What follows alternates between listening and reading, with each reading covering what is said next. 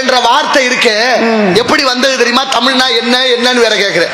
கஜட தபரத்தா எங்கனங்க மன்ன மீ எரளவளையில் இனத்திலே ஒரு எழுத்து சேர்த்து தமிழ் தமிழடியாக பிறந்து. தமிழுக்கு மட்டும்தான் இவ்வளவு சிறப்பு இருக்கு. ஒரு எழுத்துக்குள்ள ஒரு எழுத்து 4 இருக்கு. சொல்லு, பொருள், யாப்பு, அணி. இது சேர்ந்த குறுக்கெழுத்து, நேரெழுத்து, சுட்டெழுத்து, எத்தனை எழுத்துக்கள் இருக்கு. தமிழை பிரிச்சு பிரிச்சு பிரிச்சு பிரிச்சு பதம் பார்க்கலாம். அவ்வளவு அர்த்தங்கள் இருக்கு. எல்லா சொல்லும் பொருள் உரித்தனவே என்பது காப்பியம். ஆமா. அப்பா அம்மா பேரு நங்கை மோகினி நம்பிராஜன். இங்க என்ன வேலையா வந்திருக்கிறீங்க? காவலுக்கு. எதற்கு? திணைக்காவல். யாருக்காக? முருகருக்காக. காக்க முடியுமா? ஏன் முடியாதா? யாரு காத்தது? யாரு காத்ததுன்னா காக்க முடியுமான்னா முடியாதான்னு கேக்குறேன்.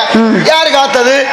யார காத்ததுன்னா இந்த இடத்துல யாரு காத்ததுன்னு கேக்குறீங்களா இல்ல என்ன கேக்குறீங்க? இந்த உலகத்துல யாரு யார காக்க முடியும்? யார காக்க முடியும்? நம்ம எல்லாம் காத்துட்டு இருக்குது யாரு? என்ன கடவுள் காத்துட்டு இருக்காரு? இந்த உலகத்தையே காத்துட்டு இருக்குது யாரு? காவல்லே 3 விதம் 4 விதம் இருக்குல்லங்க. என்னென்ன விதம்? காவல் பல விதம் இருக்கு. ஒரு பொருளை கொடுத்து பத்திரமா வச்சு வைங்கன்னா அதுவும் ஒரு காவல் தான்.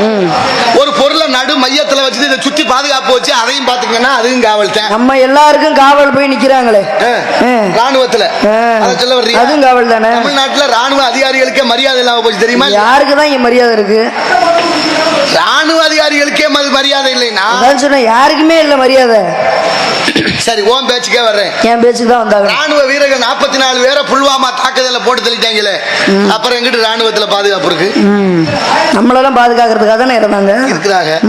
அவங்களுக்கே பாதுகாப்பு இல்லைன்னு சொல்ல வரேன். பொழுது விடுகிறதுக்குள்ள அவரவர்களுடைய அலைபேசியில அவரவர் இல்லங்களுக்கு அவங்க அம்மா அப்பா அக்கா தங்கச்சி மனைவி மக்கள்கிட்ட தொடர்பு கொண்டு பேசி எல்லைக்கு புறப்புறம்னு சொல்லிட்டு தானே போயிருப்பாங்க. அவங்களுடைய கனவெல்லாம் வீணா போச்சு. இன்னைக்கு வரைக்கும் அதுக்கான பதில். அப்போ ஒரு உயிர் துச்சமாக மதிக்கப்படுது இந்த நாட்டுல. தன்னை காப்பாத்திக்கிற யார வேணாலும் போட்டு தர அளவுக்கு ஆகி போச்சு நிலைமை. அதான யதார்த்தம். அப்படி இருக்கிற இடத்துல நம்ம நல்லதை விதைக்கணும், நல்லதை அறுக்கணும்.